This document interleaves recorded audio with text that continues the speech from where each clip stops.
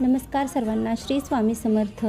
15 एप्रिलला आपल्या श्री स्वामी समर्थ महाराजांची पुण्यतिथी आहे. त्यानिमित्ताने 2 गोष्टी आहेत त्या प्रत्येक स्वामी सेवेकरांनी करायच्या आहेत. त्या कोणत्या आहेत चला तर मी सांगते. त्यामध्ये सगळ्यात आधी पहिली गोष्ट म्हणजे कमीत कमी बोला आणि जास्तीत जास्त नामस्मरण करा. स्वामींचं जेवढं नाम जप तुम्हाला करता येईल करणं अतिशय उत्तम मानले जाते. त्यानंतर दुसरी गोष्ट आहे ती म्हणजे गोरगरिबांना यथाशक्ती दानधर्म करायचा आहे. स्वामींच्या नावाने गोरगरिबांना दानधर्म करायचा आहे.